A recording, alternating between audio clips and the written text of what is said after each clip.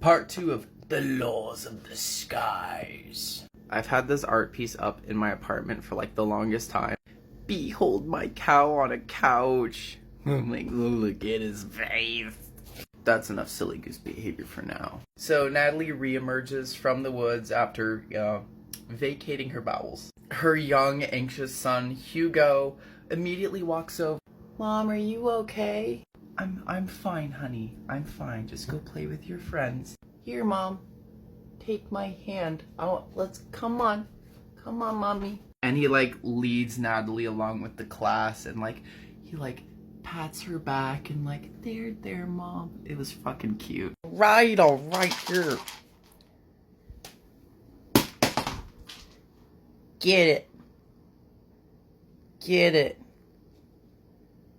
No. So everyone arrived at camp just a little while later, and Mr. Frederick and Sandra really realized how sick Natalie was. So Mr. Frederick's like, well, Sandra, why don't you call her someone to pick her up? She can't be here. She can't spend the weekend out here. Not like this. Even though Mr. Fred was not okay with being alone with 12 rambunctious 6-year-olds, but for Natalie's sake, he wasn't going to keep her out there. He was a protective, reasonable adult that was literally imagining all horrific scenarios that would, concur if he was alone with all these kids. The mayhem, the chaos, the blood, the scraped knees. He's freaking out. He's like, oh God, I can't do this alone, but I have Sandra. So then we swap to the phone call that Sandra made to her husband, Olivier. Olivier, unfortunately, is described as an alcoholic with a binge drinking past. And this was the first weekend by himself in years that he finally got to gorge himself in booze. He just got off the phone with Sandra after being asked if he could drive out there, pick Natalie up, and take her home. He was pretty annoyed by this request because he's about 7 drinks in. He lost count after 5, 6. So he could be at 8, could be at 10. He doesn't know. He sat on the couch and reflected on the days before he had kids and marriage, when Sandra used to be a cute little thing with a body he desired, and now life just isn't the same anymore. He could binge drink himself every single day. He would literally wake up, drink, go to bed, drink, wake up again and drink. He was a party animal, that Olivier. And now that, his wife and kids are gone, he was able to indulge himself.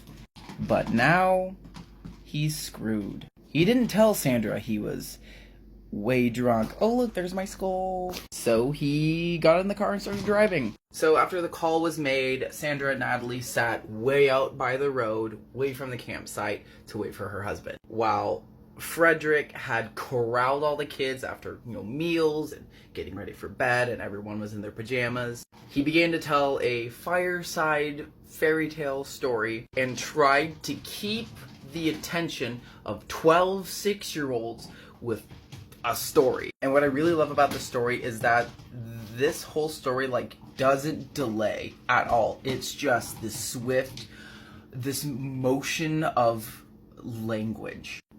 I highly recommend buying a copy of this book. I love it so far. Alright, kids, I'm gonna tell you a story of a little mouse that wanted to learn how to fly. Is it a scary story? Kind of. I like those stories. I know some stories. I like stories. Excellent, because you're gonna like this one. The mouse that wanted to learn how to fly. To quickly summarize the long story, this little mouse, shy and meek, wanted to fly like the birds in the skies. She was tired of being weak and on the ground and looked down on for being a rodent. Confidently, she went up to Mr. Seagull, who scoffed at her mere presence in front of him. Mr. Seagull, how do you fly? And Mr. Seagull said, "Huh, flying is for birds, not mice and rodents and filth like yourself. You have to have wings to fly, and you're no bird." Well, that's not the answer I was looking for, but I'll tell you what, I'll learn how to fly. I'll do it. Impossible. Don't talk to me. So with strength and stubbornness, the little mouse began exercising. She would hang from branches high off the ground to stretch out her arms. And with the gravity and her weight, eventually her arms began to stretch. And the skin on her body stretched out and became translucent. Oh my god, it's a bat! She's turning into a bat. I said it first. No, I said she was a bat. No, she's not, she's a ghost. No, it's a bat.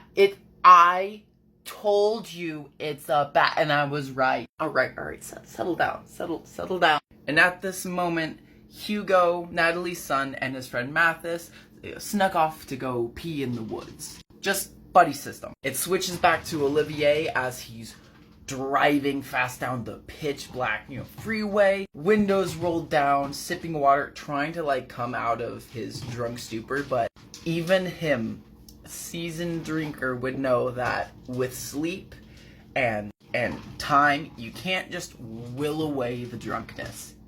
It is consuming him at this point. He's swerving all over the road, he's trying to make it, he's trying to focus, everything is kind of moving and blurring, he's fucked. He finally made it, didn't get out of the car, he didn't want to, blow his cover with his wife. Hi honey,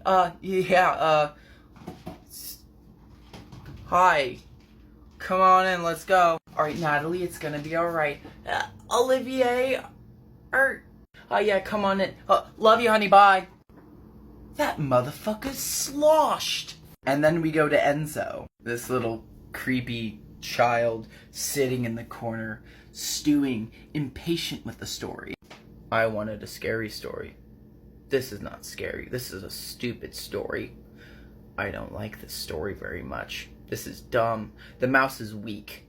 The mouse will never learn how to fly. Just be a mouse and stay with your mouse ground friends. You don't need to fly with birds. That's stupid. You don't need to do any of that.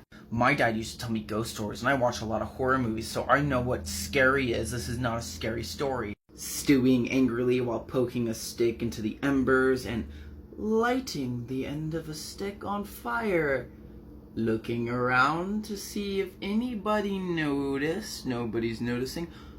Oh! Sees Louis sitting close. Fire stick. Louis putting the stick under his flammable pajama pants. Lighting Louis's pants on fire. Louis freaks out. And chaos.